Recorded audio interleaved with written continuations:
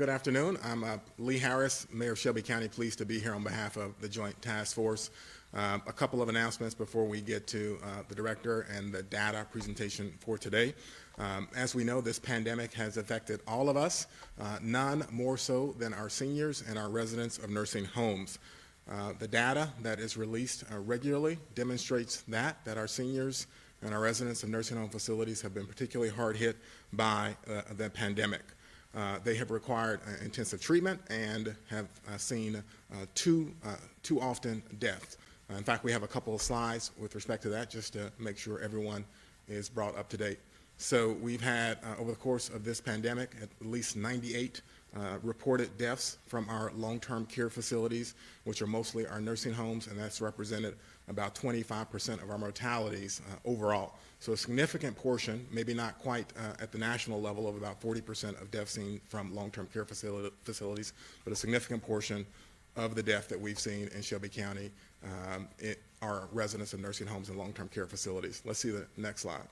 In addition to that, you continue to see that our senior citizens are bearing the brunt of the pandemic, that they continue to require intensive treatment, and in too many cases, we see deaths among our seniors. And you can see that represented there. If you look at the 65-year and older population, a significant portion of that population represents our overall deaths in Shelby County, and that slide is as of August the 26th. In Shelby County, we've been working really hard on all of those issues. We've met with several groups, and we continue to meet with several groups of experts about how to add additional layers of protection to protect our seniors and also our residents of our nursing homes. We know that one of the issues that has come up routinely in those conversations is the limits on visitation at some of those facilities. Those limits on visitations make sense and are per the executive order of the governor and are consistent with the CDC recommendations.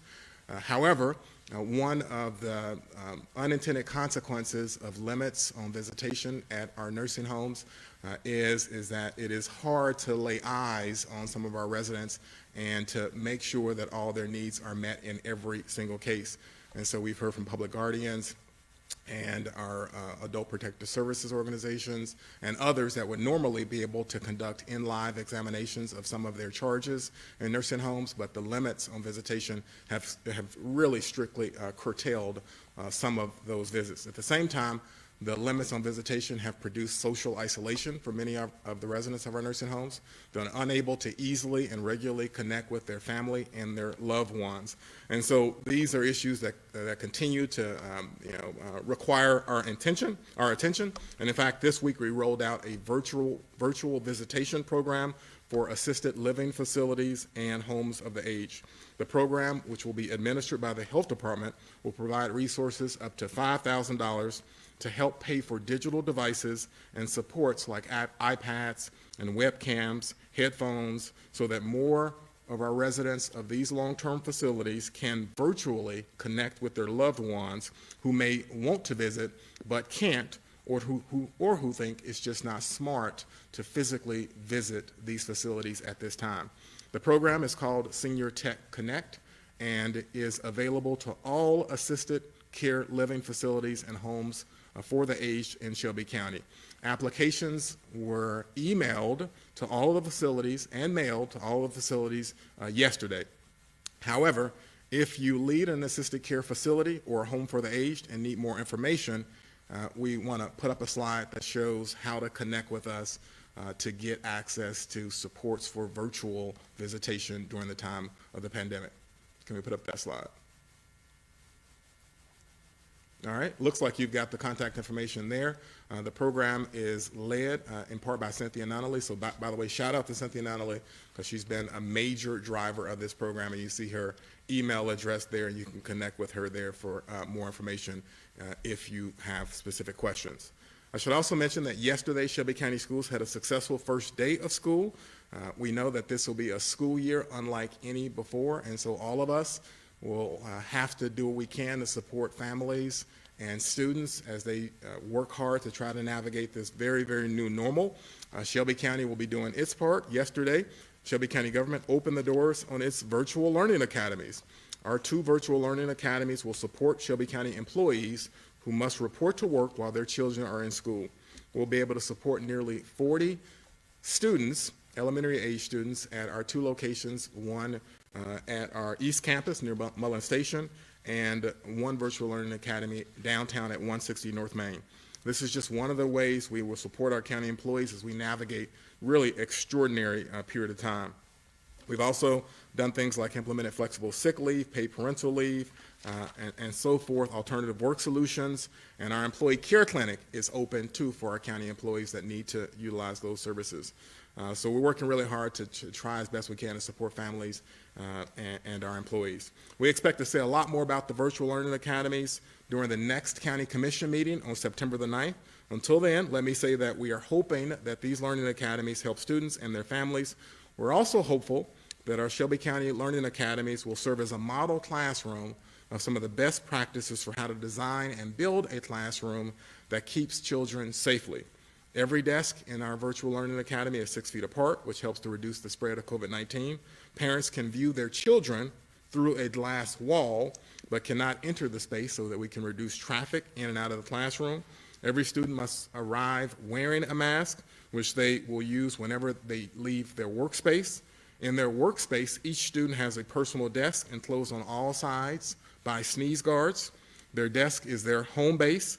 It also includes a personal storage bin, individual hand sanitizer, individual classroom supplies, an extra disposable mask in case their personal mask gets soiled during the day.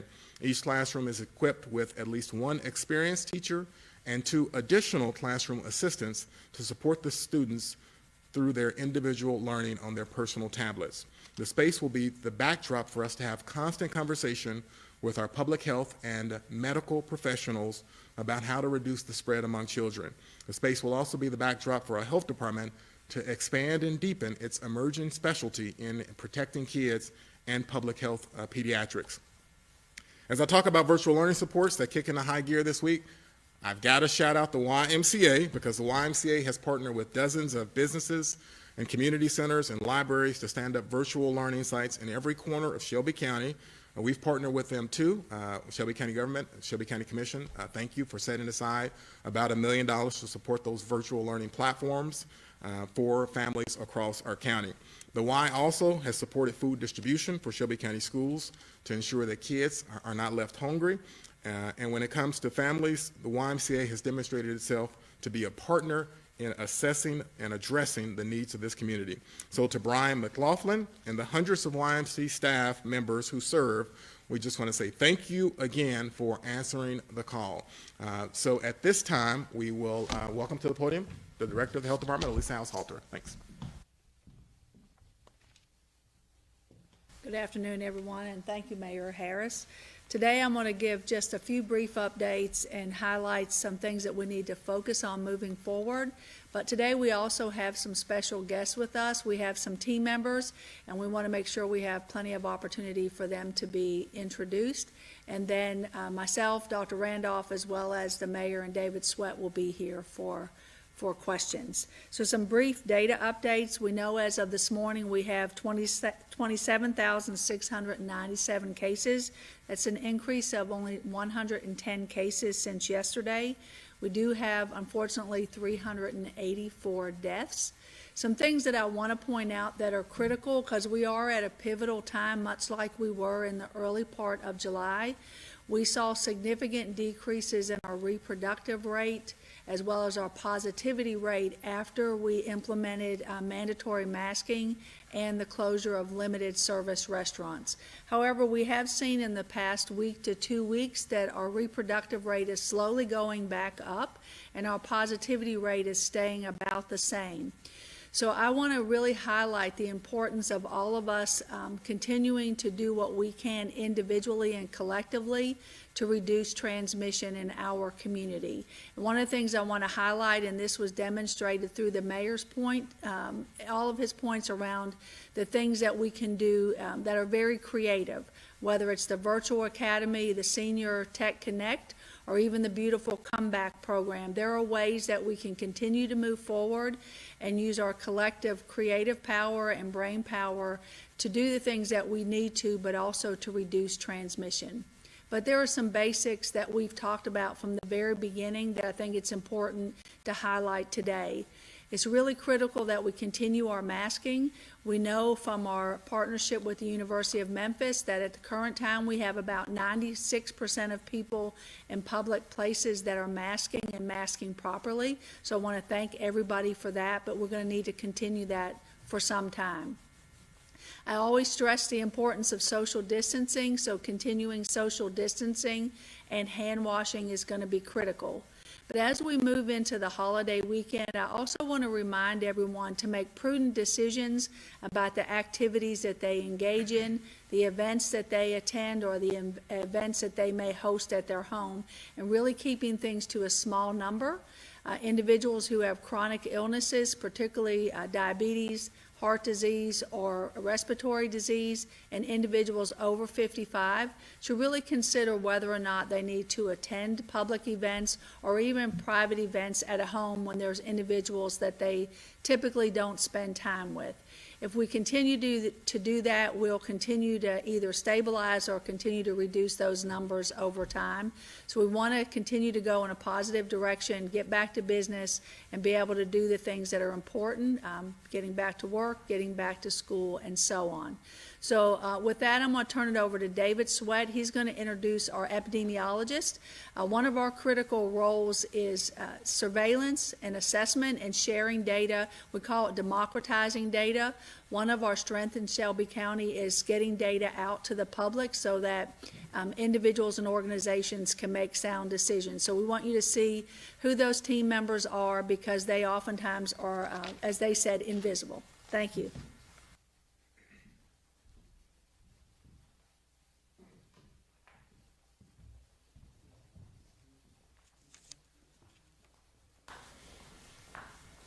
So good afternoon, and as you can see assembling behind us are the data team from the COVID response unit in the Shelby County Health Department, and I want to particularly recognize them because they've done yeoman work for months now in some cases, and some people are brand new to joining us, but all of the data visualizations that occur on the Shelby County website, all of the resourcing for numbers and information that we bring to you every time we come for a media briefing that the mayors share with you, they come from this group of people behind us.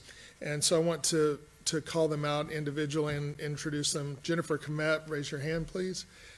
Jennifer is one of our deputy administrators, senior epidemiologist previously with the health department, been with us for many years, and she's been active in the data program ever since March the 7th. Also Chaitra Subramanya, if you can wave, Chaitra. She's one of our, yeah, there she is. So she's one of our epidemiologists that had been with us before and is transferred from the Office of Epidemiology into the COVID response unit to stay with it. And she's been responsible for a lot of the data analysis and the data visualizations over the past several months, going back to March. And we thank her for all of that work. And then we have three new people who have joined us. I'll mention first Jessie Smith. Go ahead and introduce yourself there. So Jessie has been working with us before as part of the ESF8 data subcommittee for the Joint Task Force in a volunteer capacity, but now is a epidemiologist with the health department and helping us with modeling and looking at the impact of the future impact of the COVID epidemic, as well as backing up Chaitra with the data visualizations on a regular basis. We also have Faisal Mohammed. Faisal, you want to make yourself visible? Faisal is our surveillance epidemiologist, and so he's responsible for coordinating all of the surveillance of cases and making sure that we're coordinated with the Tennessee Department of Health and classifying cases correctly and assigning them to the contact tracers to be worked, and that's an important set of responsibilities. And then Umar Kabir is with us. He is an epidemiologist and a PhD candidate at the University of Memphis who has joined our team specifically to work on outbreaks and cluster investigations. So that is the data team behind the scenes that's generating all of this data for us and the analysis that supports our work. And we thank them very much for their efforts. I also do want to remind people that we do have some vacancies still in the COVID response unit, and some new part-time positions that will soon be posted for people. But we have 25 currently open jobs, at least as of last Thursday, in a variety of places, either health investigation, environmentalist inspection, public health nurse, medical technologist, clerical specialist, and public health coordinator roles. And so anybody who's interested in joining the COVID response unit in any of those capacities, please be watching the Shelby County Jobs portal and applying for those positions for which you have an interest. And some of the vacancies have also been created since the unit opened because people have found non-durational employment or have been promoted within the team to new roles, creating a prior vacancy. So we're still trying to flesh out our full team and add to it to continue the work of responding to the COVID epidemic, protecting our vulnerable populations, investigating cases, and protecting the citizens of Shelby County. So with that, I'll turn it over to Dr. Randolph, our local health officer.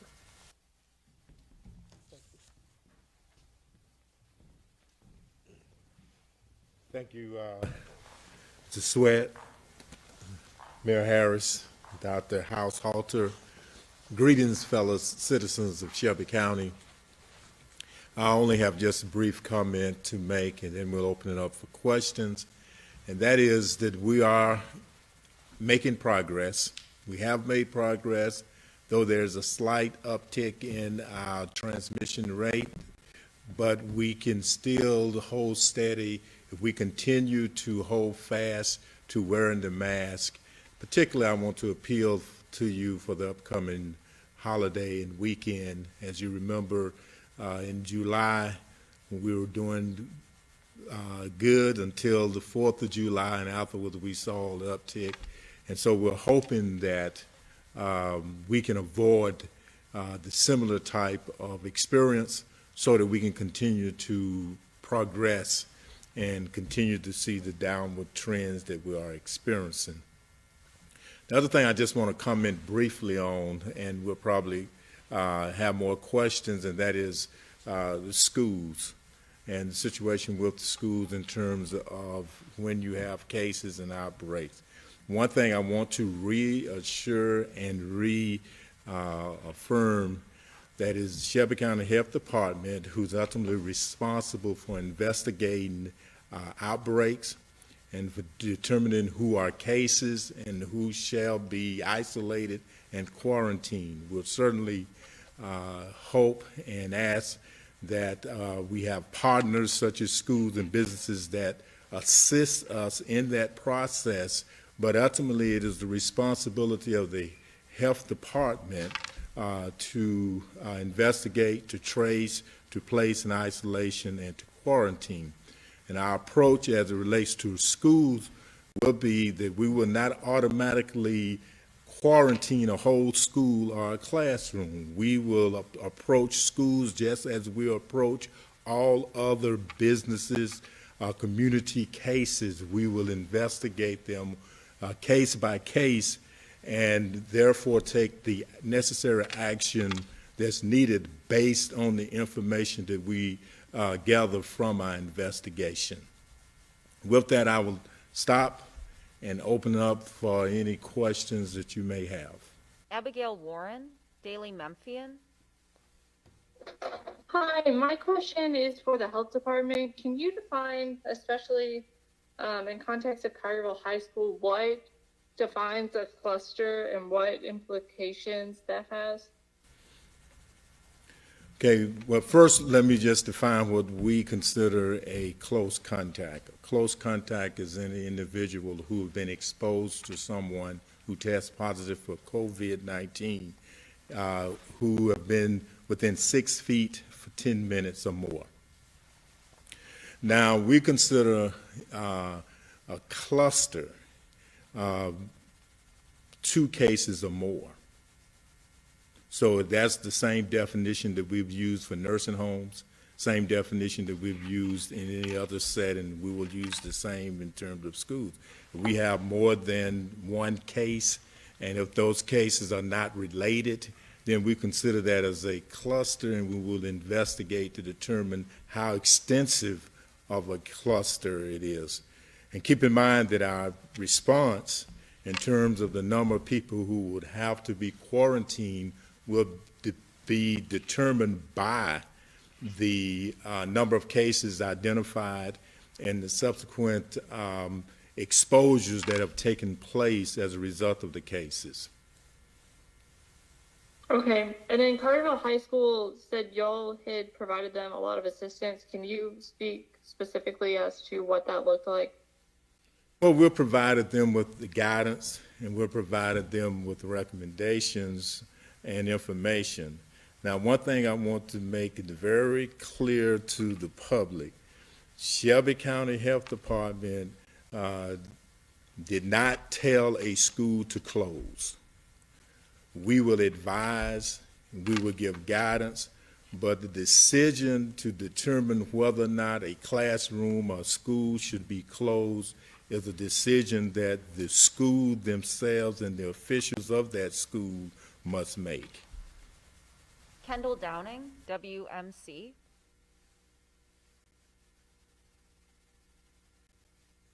Hey everyone, I wanted to ask about, my first question was about the study that had come out, or the statistics that had come out over the weekend about the CDC, and a lot of people are saying this report shows that only 6% of people who got COVID died from COVID. Could you offer some more facts around that to explain to people what that report actually says, despite some of the things that folks might be running with online? And then I have a follow-up. I'm going to ask Mr. Sweat to come. He's the chief epidemiologist, and he will explain. So in terms of the specific study, I'd have to, I haven't read the details, but what it sounds like that you're talking about is the case fatality rate. And 6% of the cases that have been diagnosed nationally is the figure of the case fatality rate that's been reported for the United States overall. Now in Shelby County, our case fatality rate is much lower. It's 1.4%, meaning that 1.4% of the people diagnosed with COVID-19 disease in Shelby County have died. But the national average is 6%. So the state of Tennessee has had a more favorable case fatality rate than the nation over as a whole, and Shelby County has had a more favorable fatality rate than the state of Tennessee as a whole. I just want to add a few comments to that, because there is a lot of national dialogue around the percentage of individuals who had COVID and died. Within the state of Tennessee, it's actually a decision of the provider who works with that decedent to list COVID as either the actual cause of death or a contributing factor to death. But that's also reviewed by the medical examiner at the state. And if there's a decision that that individual did not die either as a result of COVID or COVID played a significant contributing factor to the death, they actually get removed from the list. And the reason I wanted to point that out is that it's critical to recognize in the state of Tennessee that when we report the number of persons who have died relative to COVID, that's an accurate number. I do understand in some other states there's questions about that, but we feel very confident about our numbers here in the state of Tennessee. And then another thing that's been discussed a lot at the national level is that particularly in long-term care facilities, deaths related to COVID may not have accurately been counted, and in some cases we might have a higher death rate amongst seniors because there was a lack of testing. So all that to say, I want us to take the information that's national information and look at that from a critical eye, but also then to look at what's happening locally and to recognize that we still have significant numbers of people who succumb to COVID, which is can be prevented and the transmission can be reduced significantly. And did you have a follow-up? Yes, I did, quickly. So last week, the Trump administration announced the approval for $150 million for COVID-19 antigen tests, and Lamar Alexander tweeted that about 1 million of those tests $5 each, can be done in 15 minutes, could be headed to Tennessee. Is that something you all are aware of? And what does that kind of testing mean for Shelby County? Where would it work in the testing matrix? Thank you. So, yes, we are aware. I would say more information to come. We don't have timing on that.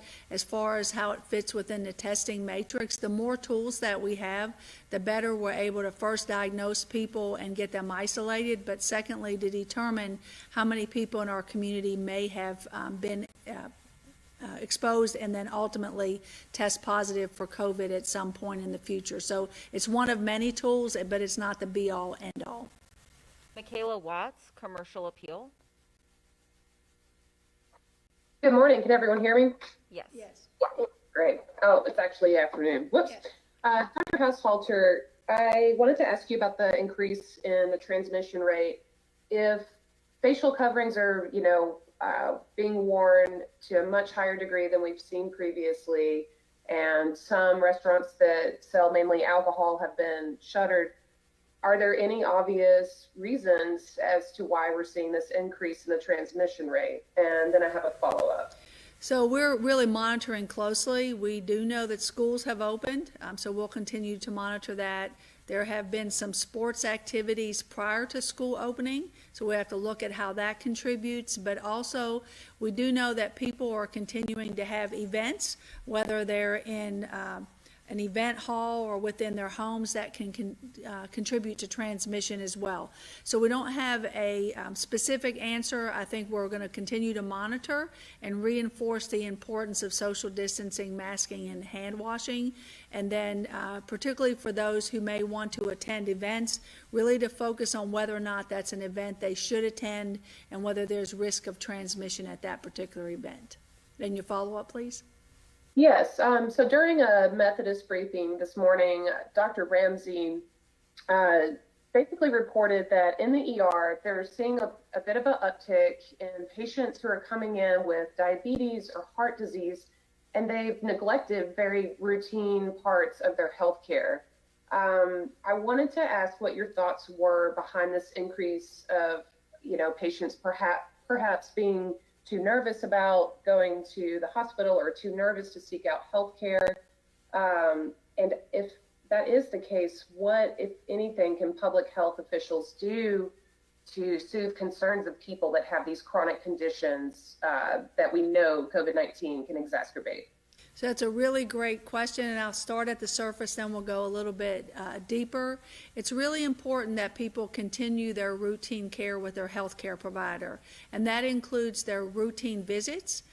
Those visits can be in person within the clinic or the office setting, but they can also be virtual visits. And one of the things that's happened in the state of Tennessee is really expanding the option for telehealth.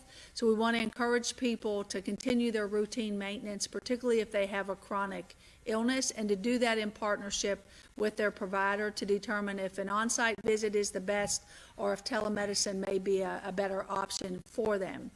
But the other thing that I want to stress, and this is a statewide issue, but a very much a Shelby County issue, we still have a significant number of people who are uninsured or underinsured, and we also have a significant proportion of our population that does not have a regular primary care provider. So I really want to stress the importance of people having a regular primary care provider and being in partnership with that primary care provider to manage their health throughout their life, and whether they have a chronic illness or they develop one at a later point. And then I want to highlight our safety net. I've said it before, we have a really strong safety net system in Shelby County, and individuals who are not insured or underinsured still have access through the safety net providers as well as church health. So I want to encourage people to get connected to a provider regardless of whether or not they have a chronic illness. Brad Broders, Local 24. Good afternoon, Dr. Haushalter. Following up with what you said from the outset, I know the Tigers are playing football this Saturday. The season's again. People are going to be gathering around that a lot. Just for the public to be reminded, what would be some specific tips, just common sense or little things that can prevent transmission if there's, a gathering of a dozen people or whatnot this weekend and throughout the holiday? Good afternoon, and again, a great question. So I think the first thing that people need to remember is they need to make a decision if that's an event that they should go to or not, particularly if they are over 55 or if they have a chronic illness. And just a reminder, that's cardiac health problems, respiratory health problems, or diabetes. They may make a decision to just not attend the event. But if someone believes that they can safely attend the event, that they're healthy enough to attend the event, wearing a mask, I actually propose people taking an extra mask. If their mask gets wet or damp, it's not as effective. So if you're going to go to some event, have a backup mask so that if you need to change out, you have the opportunity to do that. Continuing to social distance, and the stadium is set up so that people do have to keep the 12-foot distance, but you have to remember no shaking hands, no hugging, those things where you may inadvertently get close to people, and so keeping that in mind. And then constant hand washing. And so when you're going to an event like that, you may not have access to soap and water, so having some hand sanitizer with you so that you can wash your hands regularly is going to be critical as well. And then we do know that yelling, singing, or anything that really allows us to loudly project our voice causes increased transmission. So trying to keep one's volume to a lower volume than typical would be critical. And then only removing the mask to eat or drink and putting it back on relatively quickly is going to be important. We are out of time. Are there any closing messages? Go ahead, Mayor. I was going to say today is September the 1st, which is 9/01. So today is 9/01 day, and yes, that is a thing. So happy 9/01 day to everyone.